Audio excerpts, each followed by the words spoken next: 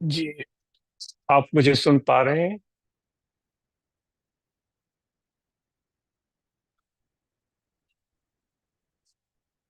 Hello? جی حضور، جی حضور، جی آپ آواز آ رہی ہے؟ جی صحیح آ رہی ہے۔ جی،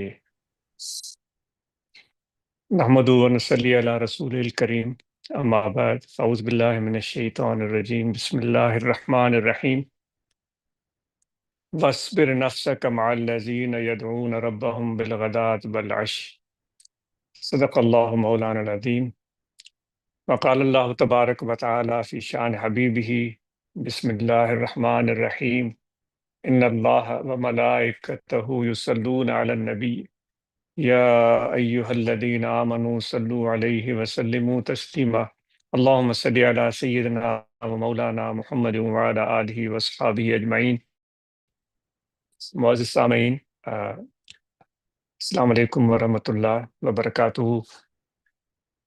آج آپ سے مخاطب ہونے کا موقع ملا، دوستوں کا جنہوں نے یہ پروگرام منعقد کیا، اور ان کا اور آپ سب کا بہت شکریہ۔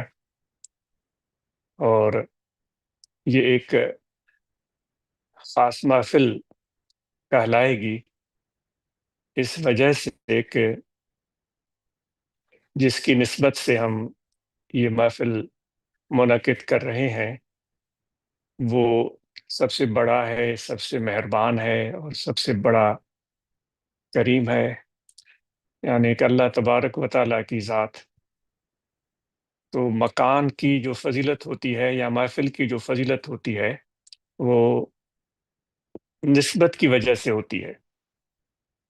کوئی بھی مہمان چل کر آتا ہے ہمارے پاس، تو اس مہمان کی جو قدر اور شان اور منزلت ہوتی ہے تو وہ ہمارے گھر کو چار چاند لگا دیتی ہے۔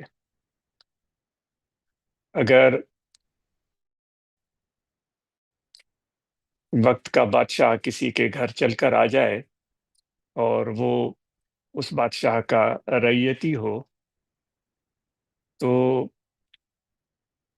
اس میں اس کے گھر کا کوئی کمال نہیں ہوگا، یا کسی اور وجہ سے اس کو کوئی مرتبہ اور منزل نہیں ملے گی۔ کمال کی وجہ صرف اور صرف یہ ہوگی کہ بادشاہ کی آمد ہوئی، وہ وہاں پر آیا۔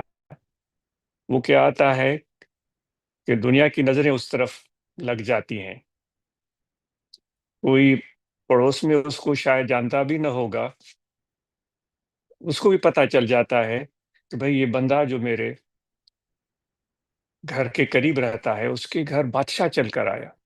تو آگے کیا ہوگا کہ جو پہلے ساتھ رہنے والا پڑوسی اس کے نام سے واقف نہیں تھا، اس کے طرف توجہ نہیں دیتا تھا، شکل سے نہیں پہچانتا تھا، اس کو پہچاننا شروع کر دے گا، اور پھر آتے جاتے شاید اس کو سلام بھی کرے، شاید اس سے دوستی بھی بڑھائے، کیونکہ ایک ایسا شخص اس کے گھر آیا جس کو پورا زمانہ جانتا ہے، اس ملک کے لوگ جانتے ہیں۔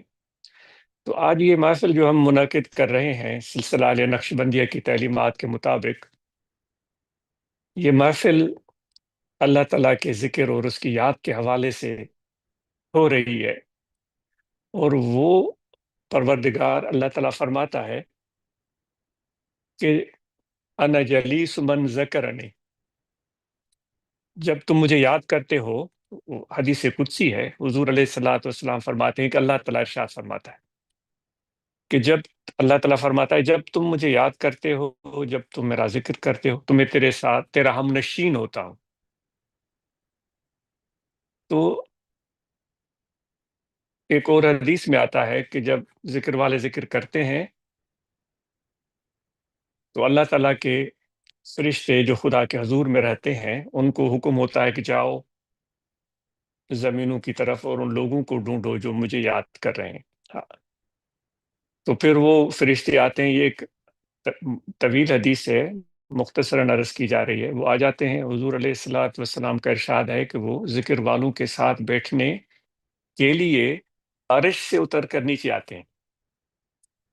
اب دیکھیں اس نسبت کی وجہ سے اس زمین کے خطے کو جہاں ذکر ہو رہا ہے اتنا مقام اور منزلت مل جاتی ہے کہ عرش والے اس محفل میں آنا چاہتے ہیں. کہاں ہم انسان، ہم یہ دعائیں کرتے ہیں کہ ہمیں عرش کی خبریں ملیں، ہماری رسائی عرش تک ہو جائے. شاید ہم یہ کچھ لوگ اس طرح کی دعائیں کرتے بھی ہوں. کہاں یہ چیز کہ عرش والے ان کی طرف دیکھ رہے ہیں، عرش والے ان کے پاس آ رہے ہیں، عرش والے ان کے ساتھ بیٹھنے میں فخر محسوس کر رہے ہیں. تو دوستو، جو بھی دوست ہمارے ذکر کرتے ہیں، جن کے دلوں میں اللہ تعالیٰ کی یاد ہے، وہ اس کی قدر اور منزلت اور اس کی لذت اور اس کی حقیقت کو وہ جانتے ہیں. جو نئے لوگ آئے ہیں، جن کو پہلے ذکر کے بارے میں علم نہیں ہے، ان کو بھی انشاءاللہ طریقہ ذکر عرض کیا جائے گا، تاکہ ہمیں اس کی حقیقت کا علم ہو اور ہم اس سے کچھ فائدہ حاصل کر سکیں. یہ تعلق اور رابطہ بنیادی طور پر ہے ہی ذکر کے حوالے سے، اور یہ عاجز چاہے گا کہ ہمارے یہ رابطے، یہ ملاقاتیں یہ رہیں، تاکہ ہمارا بھی ذکر والوں کے ساتھ تعلق پیدا ہو، اور ان کی نسبت کی وجہ سے ہم بھی ذکر والوں کی لسٹ میں شامل ہو جائے. تو اس کے لیے تھوڑی سی محبت اور تعلق اور رابطے کی ضرورت ہوتی ہے. جیسے کہ آج علم ہوا کہ آج کی یہ محفل آپ نے اس حوالے سے منعقد کی ہے کہ اپنی جسمانی صحت کو کیسے بہتر کیا جائے. بہت خوشی اور مسرت ہوئی. عموماً ہم جو ایشیا کے لوگ ہیں اس طرف توجہ دے رہے ہیں، لیکن اس کے طرف وہ زیادہ توجہ دینے کی ضرورت ہے کہ جسمانی صحت ہو. تو جسمانی صحت ہوگی، اب جب ہم تندرست ہوں گے تبھی ہم اپنی دنیاوی امور سر انجام دے سکتے ہیں، ذمہ داریاں پوری کر سکتے ہیں، اپنی ذاتی ضرورتیں، گھر کی ضرورتیں، بچوں کی ضرورتیں، فیملی کی ضرورتیں پوری کر سکتے ہیں، اور ساتھ میں پھر ایسی محفلوں کی طرف بھی ہم چل کر آ سکتے ہیں. آج کل تو ماشاءاللہ بڑی آسانی ہے، کرسیاں مل جاتی ہیں، ہم ان پر بیٹھتے ہیں. بے شک اللہ تعالیٰ ہمارے لیے آسانیوں کو پسند فرماتا ہے. ان اللہ یرید بکم الیسر، اللہ تعالیٰ آپ کے لیے آسانی کو پسند فرماتا ہے. لیکن پہلے تو ہم اگر دیکھیں تو کرسیوں کی بجائے ذکر والے نیچے بیٹھتے تھے، چٹائیوں پر بیٹھتے تھے. اب چٹائیوں پر بیٹھنا آسان نہیں ہوتا، اس کے لیے آپ کو توانائی چاہیے، طاقت چاہیے، اور آپ کے جسم میں لچک ہو کہ آپ نیچے بیٹھ سکیں پھر اٹھ سکیں. تو کہنے کا مقصد یہ ہے کہ نہ صرف دنیاوی امور جسمانی صحت کی وجہ سے ہم بہتر طور پر سر انجام دے سکتے ہیں، بلکہ دینی امور بھی. جب ہماری جسمانی صحت ہوگی، ہم تندرست ہوں گے، تو ہم دینی امور بھی بہتر طریقے سے سر انجام دے سکتے ہیں. نماز کو ہی ہم لے لیں، نماز میں بھی جو رکوع اور سجود، قیام اور قعود اور تشہد، ہم تبھی بہتر طریقے سے سر انجام دے سکتے ہیں جب ہماری جسمانی صحت بہتر ہو.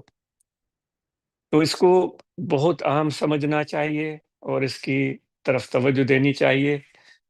جسم کو کثرت کی ضرورت ہے، کثرت یعنی کہ ایکسرسائز، اور کچھ واکنگ، رننگ، ہائکنگ، جو بھی ماشاءاللہ آپ ترقی یافتہ ملک میں رہتے ہیں، آپ ان چیزوں کو بہت اچھی طرح جانتے ہیں. تو ان چیزوں کی ضرورت ہوتی ہے جس طرف ہمیں اجتماعی طور پر ایک دوسرے کو توجہ دینی چاہیے، اور ان لوگوں کے ساتھ ہمیں ملنا چاہیے جو اس طرح کی مشغولیوں میں رہتے ہیں، ایکسرسائز کرتے ہیں، ہائکنگ کرتے ہیں، واکنگ کرتے ہیں، رننگ کرتے ہیں، تاکہ ہمارے اندر بھی یہ ذوق اور شوق پیدا ہو کہ ہم بھی اپنی صحت کا خیال رکھ سکیں.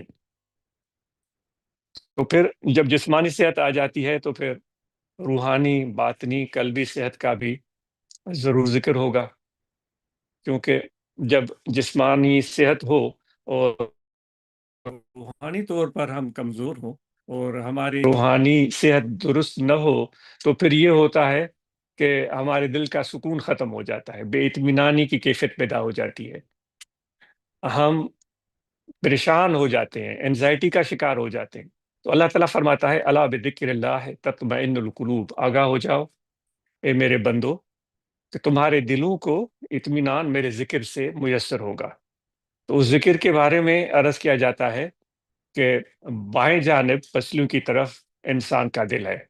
اس دل میں آپ نے توجہ رکھنا ہے، خیال رکھنا ہے، کھڑے بیٹھے لیٹے سوئے جاگے، وضو ہو یا نہ ہو، سانس آتا جاتا رہے، بس یہ توجہ رکھنا ہے اپنے دل کی طرف کہ ہمارا دل پکار رہا ہے اللہ اللہ اللہ اللہ اللہ اللہ.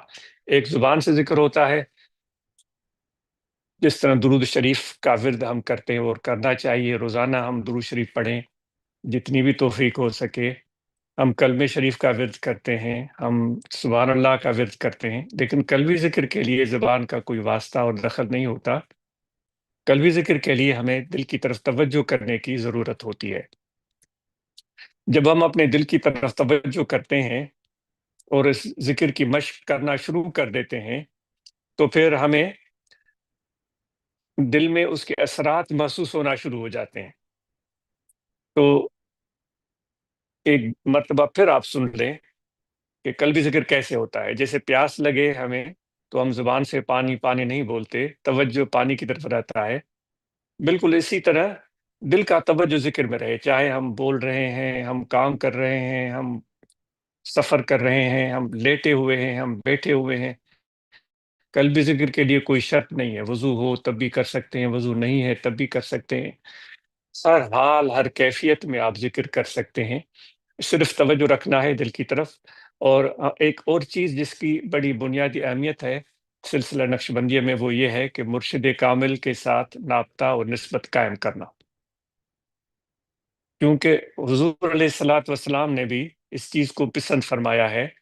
آپ فرماتے ہیں کہ ہمارا آ، آپ کا ایک معمول تھا کہ گھر سے جو آیت کریمہ تلاوت کی، بلکہ اس کا شان نزول ہے کہ آپ گھر سے باہر تشریف فرما ہوئے، آپ صلی اللہ علیہ وآلہ وسلم نے اپنے صحابہ کو دیکھا. کچھ صحابہ جو تھے وہ مختلف مشاغل میں تھے.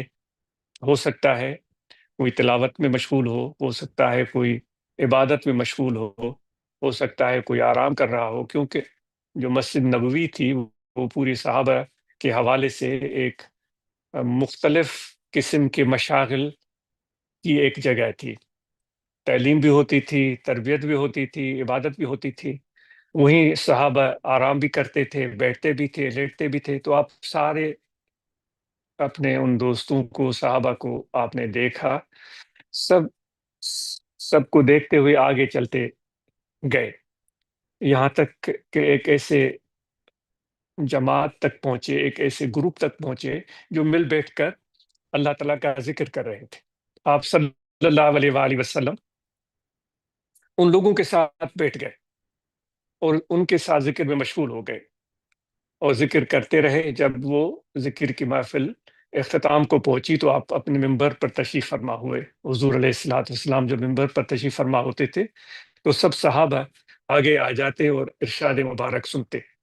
تو سب صحابہ آگے آ گئے. آپ صلی اللہ علیہ وآلہ وسلم نے مختصر خطبہ دیا اور یہ الفاظ ارشاد فرمائے.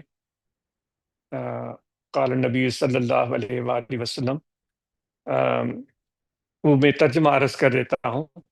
آپ فرماتے ہیں کہ اللہ تعالیٰ کا شکر ہے جس نے میری دنیا سے رخصت ہونے سے قبل میری امت میں ایسے لوگ پیدا فرمائے ہیں جن کے ساتھ بیٹھنے کا مجھ نبی صلی اللہ علیہ وآلہ وسلم کو حکم ہو رہا ہے کہ اے میرے نبی جائیں اب اور ان کے ساتھ بیٹھ جائیں، تشریف لے جائیں، ان کے ساتھ بیٹھیں جو مجھے یاد کرتے ہیں صبح اور شام. تو دوستو یہ ذکر بھی ضروری ہے اور ذکر کے لیے صحبت بھی ضروری ہے، اور سلسلہ نقش بندی میں نسبت بھی ضروری ہے. مرشد کو دل کا کعبہ اور قبلہ بولا جاتا ہے اور ان کے ساتھ دل کا رابطہ، روح کا رشتہ قائم کیا جاتا ہے.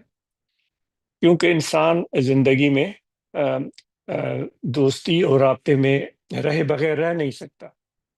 تو کسی ایسے انسان سے تعلق پیدا ہو جائے جس کے دل کا رابطہ اللہ تعالیٰ کی ذات کے ساتھ ہو، ایسے شخص کے ساتھ رابطہ ہو جائے جس طرح حضور علیہ الصلوۃ والسلام نے فرمایا کہ جو لوگ اللہ تعالیٰ کے ذکر کی کنجیاں ہیں. آپ صلی اللہ علیہ وآلہ وسلم نے فرمایا کہ ان لوگوں کو سے ملو جو اللہ تعالیٰ کے ذکر کی چابیاں ہیں.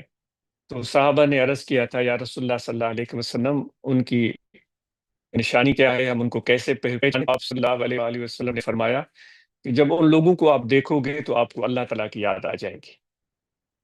تو آپ بڑے خوش قسمت ہیں کہ آپ اللہ تعالیٰ کے ذکر کے لیے یہاں بیٹھے ہیں. اور ذکر کی تلقین آپ کو کی گئی ہے، اور دوست یہاں موجود ہیں، ہمارے دوست توقیر صاحب، سجاد صاحب اور کافی دوست۔ لاسٹ ٹائم جرمنی آنا ہوا تھا، جرمنی کی دوستوں نے بڑا پیار دیا، بڑی محبتیں دی، وہ ابھی تک ان کا پیار اور محبتیں ہمیں یاد ہیں، اور ان کے لیے دعائیں کرتے ہیں کہ اللہ تعالیٰ ان کی محبتیں اور بڑھائے، اللہ تعالیٰ ان کو اور نوازے۔ تو یہ دوست آپ کو مزید کچھ بھی معلومات چاہیے، بلا جھجک آپ ان سے پوچھ لیں۔ کوئی ذکر کے حوالے سے معلومات چاہیے، مراقبہ کے حوالے سے معلومات چاہیے، صحبت کے حوالے سے معلومات چاہیے، بلا جھجک ان سے پوچھ لیں، تو آپ کو پوری صورت حال کا علم ہو جائے گا۔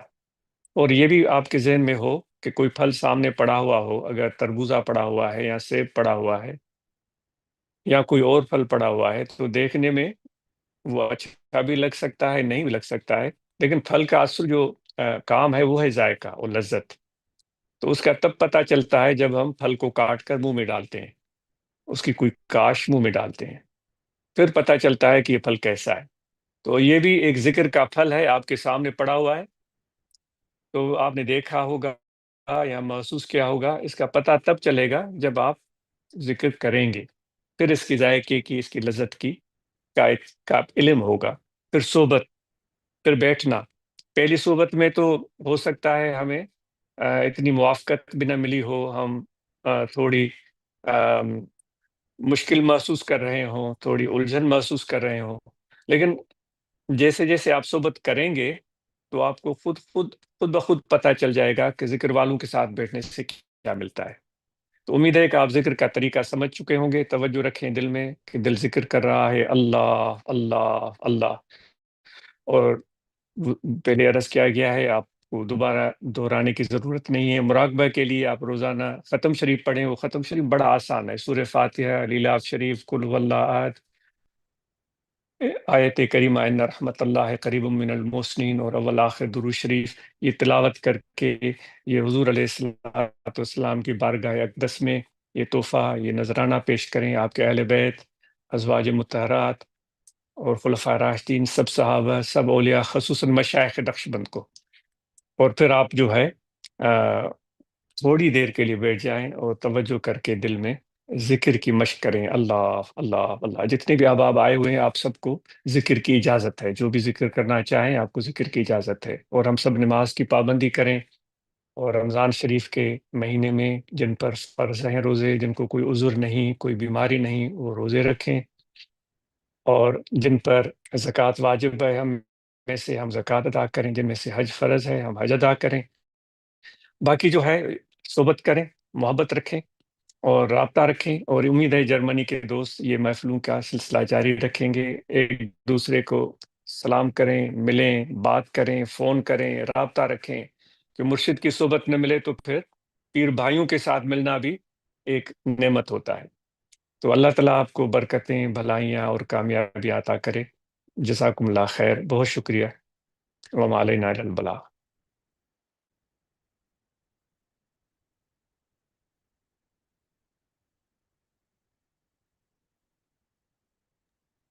السلام علیکم حضور، بہت شکریہ۔ سب دوستوں کی طرف سے آپ کو شکریہ اور سلام۔ تو سب دوستوں کے لیے دعا کی جی درخواست۔ ضرور، جی ضرور۔ تو پہلے دعائیں پڑھ لیتے ہیں اور پھر دعا کے لیے ہاتھ اٹھاتے ہیں۔ اگر کوئی دوست دعا پڑھنا چاہے تو ان کی اپنی مرضی ہے، وہ پڑھ سکتے ہیں۔ بسم اللہ الرحمن الرحیم، بسم اللہ آمنت باللہ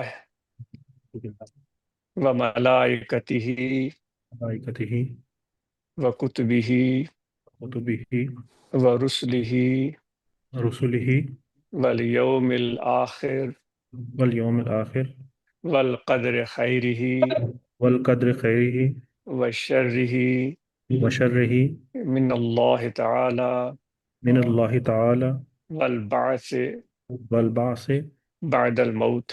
بعد الموت۔ اشہد ان لا الہ الا اللہ اشہد ان لا الہ الا اللہ وحدہ لا شریک لہ وحدہ لا شریک لہ واشہد ان محمدا واشہد ان محمدا عبدہ ورسولہ۔ عبدہ ورسولہ۔ استغفر اللہ تعالی استغفر اللہ تعالی ربی ربی من کل ذنب من کل ذنب واتوب الیہ۔ وأتوب إليه۔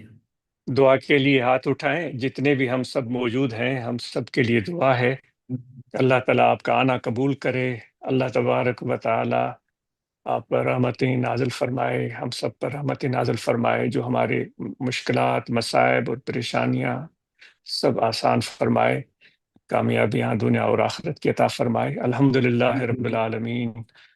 اللهم صل على سيدنا ومولانا محمد وعلى آله وأصحابه أجمعين۔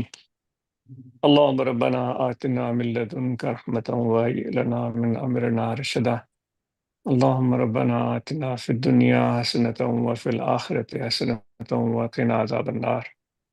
یا الہ العالمین ہمیں آسانیاں عطا فرما، ہماری خطاؤں کو معاف فرما، اپنے ذکر اور یاد کی توفیق عطا فرما، اپنے پیاروں کی ہم نشینی اور صحبت عطا فرما، حضور علیہ السلام کا ادب، محبت اور آپ کی پیروی اور اطاعت کی اور آپ کے نقش قدم پر چلنے کی توفیق عطا فرما۔ جو بیمار ہیں ان کو شفا عطا فرما، جو مشکلات، قرض مرض میں، معاشی تنگی کا شکار ہیں ان کو آسانیاں اور برکتیں، کشادگی عطا فرما۔ ربنا تقبل منا انك انت السميع العليم وتب علينا انك انت التواب الرحيم، وصلى الله تعالى على خير خلقه ونور عرشه سيدنا ومولانا محمد وعلى اله وصحبه اجمعين برحمتك يا رب۔ آمین۔ جزاکم اللہ خیر، بہت شکریہ۔ بہت شکریہ حضور، اللہ حافظ۔ اللہ حافظ، اللہ حافظ۔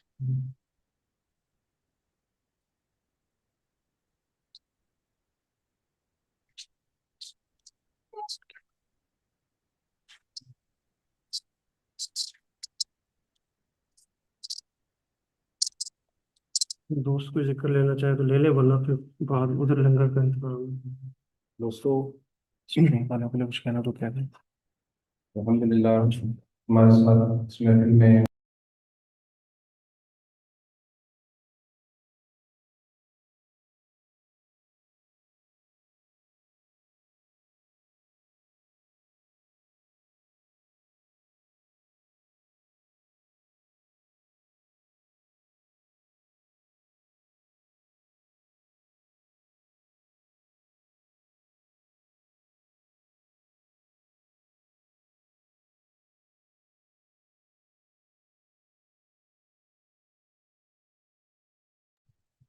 جو دوست آن لائن شرکت کر رہے ہیں، دوستو آپ سب کا بہت شکریہ، آپ سب کو بہت مبارک ہو کہ الحمدللہ آپ سب کو مرشد کا دیدار ہوا، مرشد کی باتیں آپ نے سنی۔